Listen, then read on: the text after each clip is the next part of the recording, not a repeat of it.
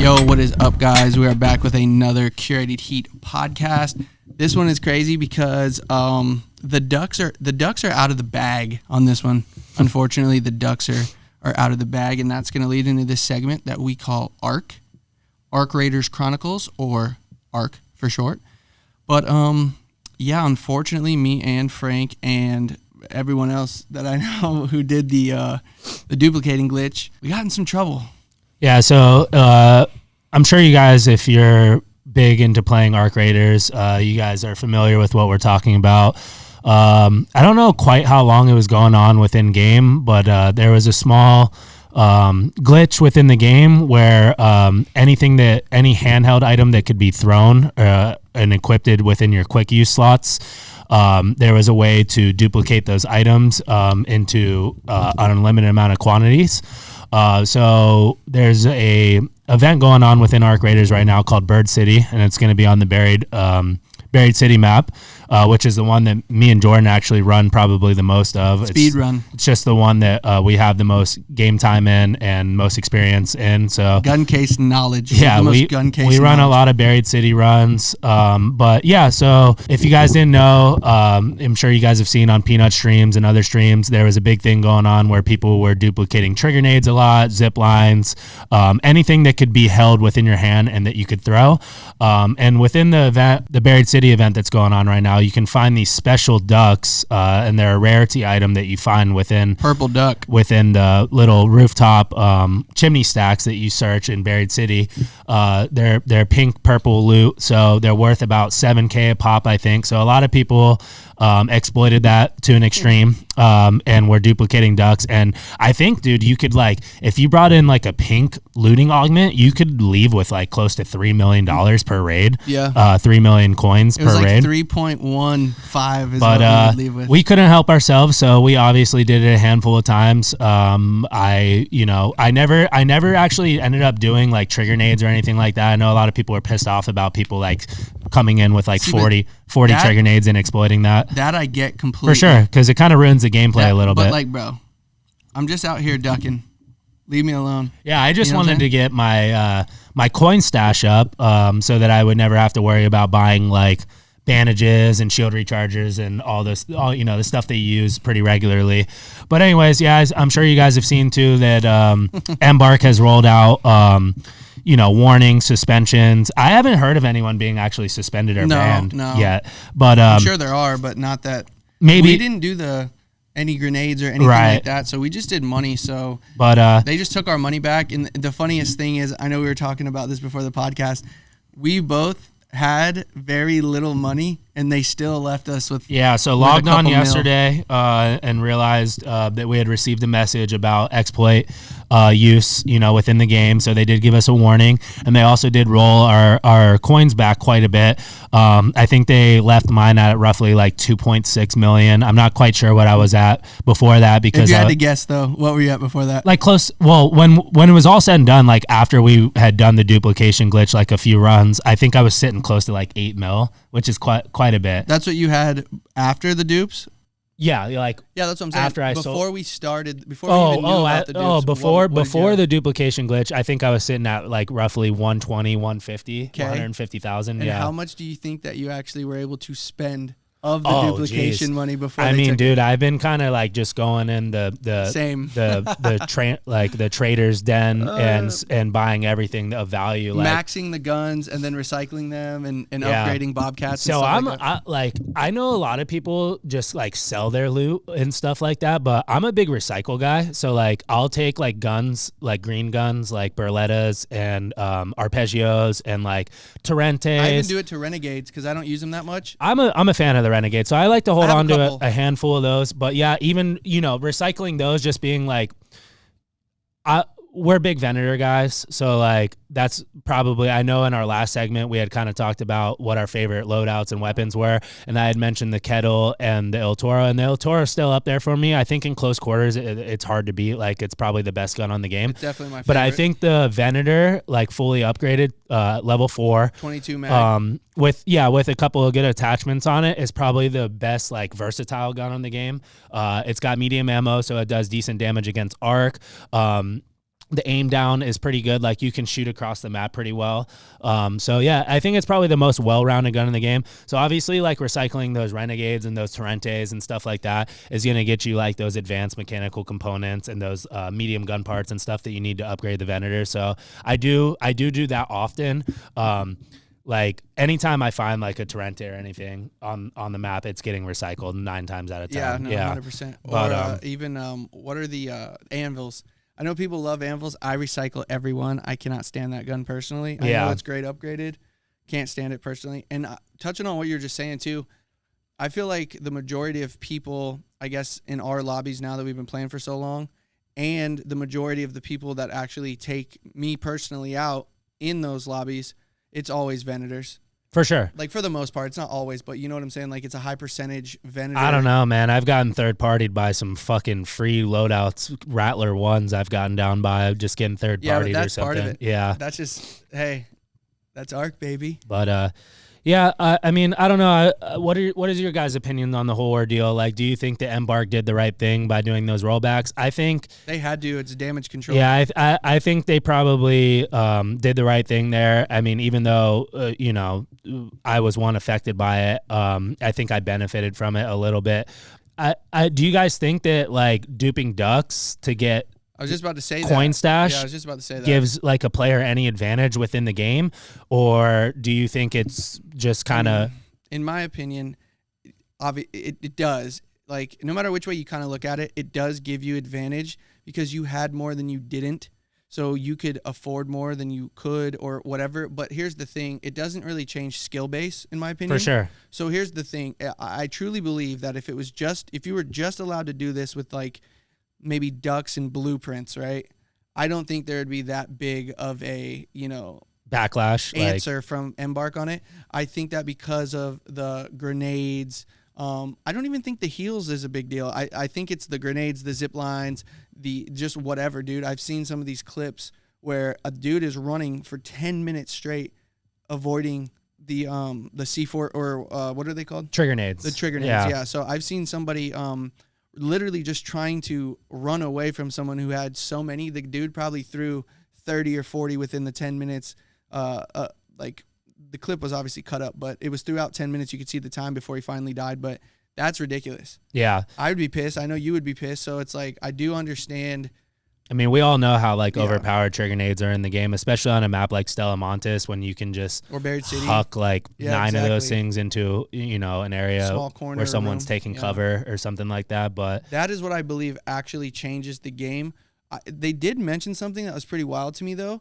It said that it messed up the economy of the game, like and the economic interest of the game. And I'm like, I don't know about that. So like, they have timings on a lot of the things you buy, like the herbal bandages. If you're not crafting them or finding them on people, you can only get 10 every 24 hours. There's two sides to that. So coming from like someone who plays like a lot of Madden Ultimate Team, there's currency based, stuff in that. So like but you could use that money in Madden to improve your team your overall of your team by buying almost a pay to play style. So I do understand like where it does ruin the economy to a certain extent, because being able to go into the gun shop in the trader den and buying like all these guns that you wouldn't necessarily have the means to do so, and then recycling them down to get all these components that you're then using to craft better weapons and going in with better kits.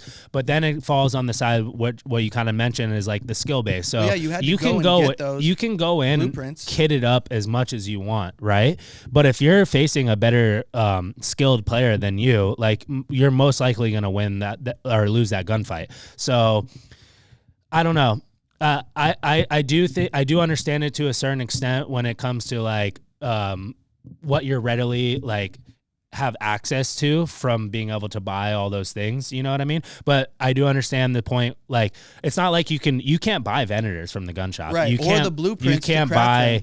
That's my thing. You can't buy Bobcats and stuff like that, or the blueprints to craft them. Right. So if you're already skilled enough in the game, or just play the game at all, and you happen to come across the blueprint, whatever. Shoot, you come and wipe me out. You're gonna get a nice medium shield, a Venator 4 kitted up. You're gonna get an El Toro 4, maybe some trigger nades and some smoke nades. So see, I think it was deeper a little bit in my opinion, because when you really think about it and you think about like if you're breaking it down economically, this is what I personally think, and it's crazy we're about to get so deep into this over a video game. But hear me out, and I'd love to know what you think about it. Right? If you could not duplicate blueprints, I do not think. Well, obviously, let's take any type of grenade or combat associated like quick use item, right, out of it.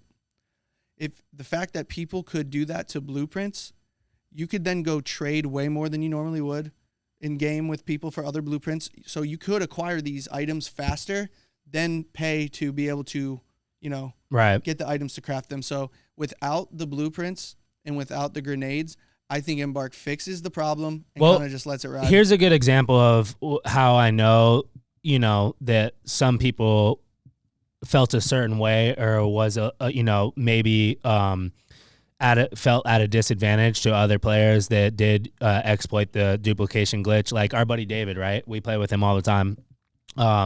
He kind of found out about it after it had already been removed from the game, right? Yep. And then we kind of told him, hey man, we found this thing. We were able to get a bunch of coin stash from it, and we're pretty set up nice with like weapon stash and stuff like that now. And you could tell that he was like, oh, he was upset, almost a little upset and disappointed that we didn't kind of turn him on to that. I'm like, bro, I only knew about it. I only knew about it for one day before it got taken out of the game. Yeah, and we were like, it's almost like if you just found money on the ground with no wallet, you're like, oh my God, I just have to get this like into my car. Like if someone, so you and Grant turned me onto it that one evening. We only did one round. We did like 2 or 3 runs. How did you guys find out about it? I have no idea. Was it just Reddit? Because I know Peanut showed it on like this was before Peanut found out about it. Because I know he kind of stumbled across a guy. Yeah, a guy was throwing ducks at him. Right. Yeah, and he wasn't quite sure what was going on at first. Grant called me on the way home from the shop, and he's like, bro, I just tested this thing, like this little glitch out with zip lines, and he goes, so I know that it works. I just don't know if it works with ducks. Also, you guys were giving me so much shit about my duck collection, yet I was the only one that had ducks for this to even happen without someone having to go into a game and get them. Come on, going and finding 2 of those wouldn't have been that hard. So he's like, yeah, bring in some ducks and let's see if it works. It worked, and we were just so filled with, like, it's like when you go to the casino and you're winning big, you're like, oh my God. I will say it was a pretty funny experience. I mean, it wasn't fun. Like, we were just throwing ducks at the wall for 25 minutes. We'd find a room on the outskirts of the map where we knew no one would come in. And we would just throw ducks against the wall, and it's pretty funny, man. You just sit there for like 10 minutes, repeatedly throwing the ducks. And we even had like an instance where a couple got glitched like within the wall. And the little squeak noise that it makes, the whole time, when you throw them, just got spammed and just kept going and going and going. So that was pretty funny. But I don't know. What do you guys think about it? Do you guys think it's cheating? Do you think that it puts other players at an advantage? And do you think like Embark did the right thing with these rollbacks? And I mean, I can't imagine that this is the last time that there's going to be some type of exploit or glitch within the game. So I will say, I do enjoy playing this game very much. It's gotten me back into like playing video games. I still haven't lost it, the want to play it and the love for it. So I think if something like that comes along in the future, I will probably lean more towards the side of not using the exploit. No, because I'm all for the ducks, brother. Listen, let's be real. I'd hate to be banned permanently or something like that. I mean, dude, but that's a whole other conversation. Is I don't think you should be banned for finding something that was wrong with their game. A lot of people forget too, like this game, I don't think, like I think when it first came out, it was kind of like in a beta stage almost. They also had no idea how massive how big it would get. And that's what I was getting at is like, I don't think like the fan base like realizes that this game wasn't supposed to get this big. And so, a lot of people put the blame on the dev team, like, hey, it's something within your game. So they're working overnight right now, brother. But they brought us already new blueprints, like new expeditions, new variations to maps, like Bird City, for example. Which is funny because Bird City, I feel like, was just put in place for people to be able to get ahead on their cash flow, and we found a way to exploit that. So the final thing I will say until we get into this Super Bowl halftime controversy, I guess, is they did not take a single thing from me, and I have still about 4 rows in my inventory maxed with all purple duck. Yeah. I do appreciate that they didn't go into the stash and take things away from your stash or completely roll you back to zero. I will say, as he stated earlier, like they left me with roughly like 2.6 or 2.8 million, which is pretty generous compared to what I was sitting at before. The 100K plus the 500K you probably before spent. we did. Now I'm probably gonna have to slow down a little bit on going into the gun shop and the medical shop. I like to stay around 2 million and buying everything, but you can never have too many herbal bandages and shield recharges. God. You know, every 24 hours you should just log on and buy like the pink augments and the purple or the herbal bandages and stuff. I do think that it was smart for them to not put like some of the more valuable items within the game, like loot items, like available in the shop to purchase, because it kind of, you know, does make you have to go and play the game and loot and knock raiders to get these valuable items, you know, like the better rarity weapons, the better rarity attachments, stuff like that. 100%. I mean, dude, most of the time these days, like I will drop a Torrente or like some of these higher end items just to get crafting materials. Like I'm looking for springs, I'm looking for magnets, I'm looking for duct tape, I'm looking for canisters, because this is the stuff that I use for crafting like on a regular basis. Right. And so I will drop higher value items just to get these smaller crafting items to always have a good stash of them. It's kind of like what I used to do with the ducks when I was called crazy, and now I have. Yeah, but I the also ducks was able have to no crafting purpose. listen, people. I already told you in the other podcast. Okay. I wanted to fill my room with ducks, and then the opportunity presented itself, and I finally have a picture now of a room filled with ducks. So now I'm good on the ducks. I'm done. But we're gonna move on into this Super Bowl halftime show thing. I will preference this with, I love America. Okay, I have no problems with anyone. Come as you are, whatever. We love everyone. We're not very political over on this side of the vintage world. But I will say, I personally didn't mind, didn't care. Like, the halftime show was like the halftime show to me. I don't know anyone that necessarily just watches the Super Bowl for the halftime show without caring more, I guess, about the game. So I don't really understand fully the whole like massive blow up and like scandal about the halftime show. Yeah. Like, I'm not trying to take away from anybody when I say this. It's a great honor. It's a great pleasure to be able to perform at the halftime show. But listen, it is just a performance at a football game. Well, not only that, without trying to like make it sound like here's my perspective on the whole thing. I think, like you said, people put a little bit too much weight behind like the halftime show of the severity of it or like the importance of it, because I'm the type of guy, like, I couldn't even tell you the last time that I've sat and watched like the whole Super Bowl performance. It might have been like, I think they might have had Eminem do it. You're getting beer and you're revving up for the second half of the game. I think they might have had Eminem do it like 3 or 4 years ago or something like that, and I was like, I'll watch this one. I saw the Janet Jackson. I'm a big Eminem guy. The mishap, yeah. But yeah, I mean, dude, I watched it at David's this year. We always do. We've watched it there the last few years. We always do like our draft lottery for fantasy for the following year, so we all get together there and watch. And we ordered wings and pizza. So, dude, as soon as honestly, like, this Super Bowl was one of the more boring ones that I can remember in recent years.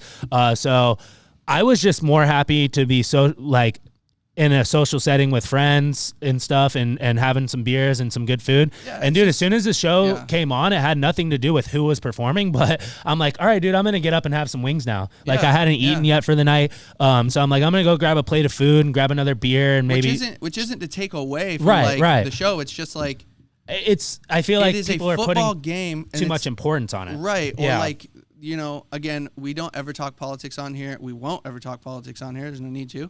But everything I feel like personally, there's hills to die on and things to go after. Like, for instance, I agree 100% about these like Epstein files and stuff that are coming out. Like, release them. People deserve to know. People should be investigated. Those are crazy, heinous crimes that need to be, justice needs to be served for them and stuff like that. But to go and, take the Super Bowl halftime show and try to make it, I guess, about like, it's un-American or something like, it's like, first of all, it's a football game. You know what I'm saying? I get that football's American. Baseball, I would agree, is the most American sport, like historically, right?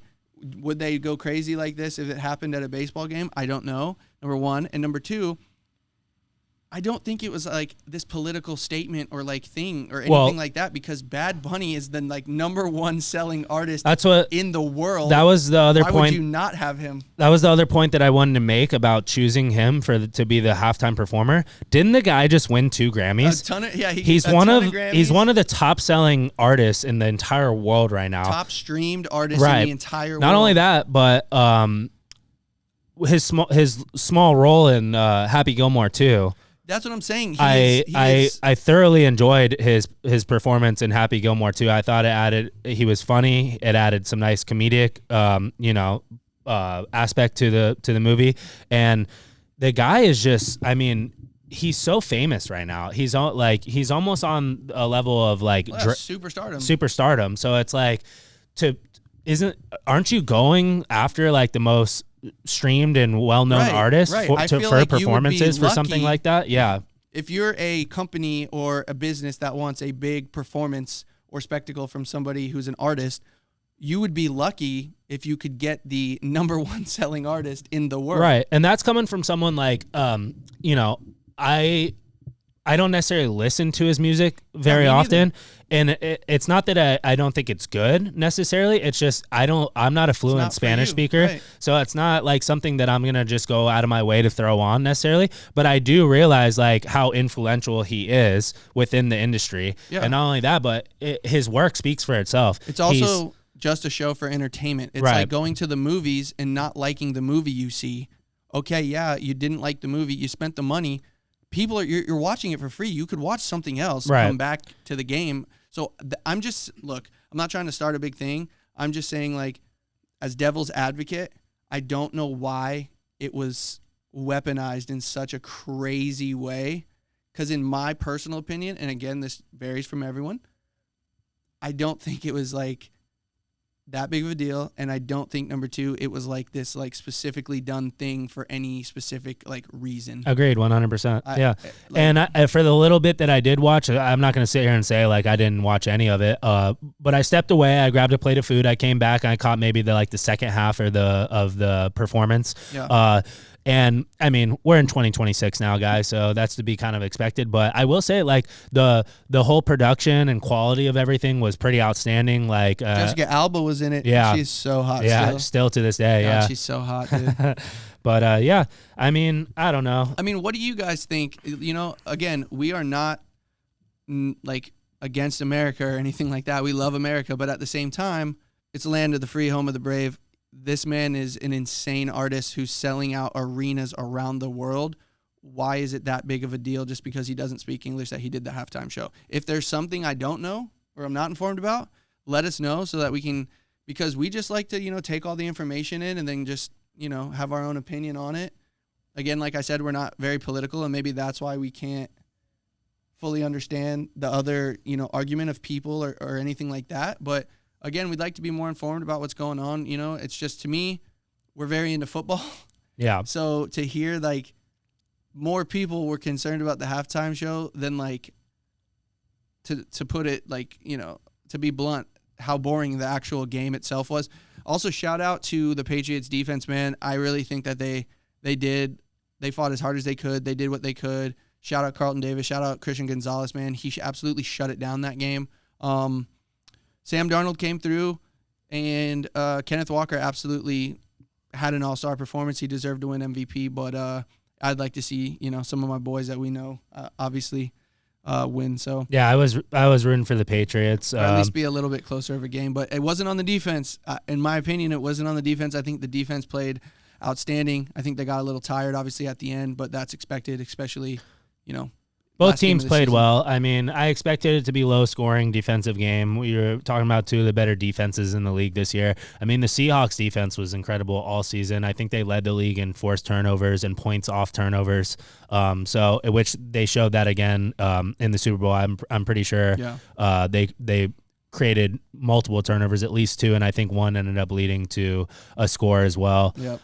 But yeah, I mean, shout out to the Seahawks. Shout out everybody, man. We appreciate you guys listening to us talk about football. I know football season's come to an end, so we'll touch on the things that we can, and next week maybe we'll touch on Shia LaBeouf getting absolutely fucking body slammed in New Orleans crazy. or whatever. But the Security Heat podcast, baby, and until then, we'll see you next time, bro. Peace.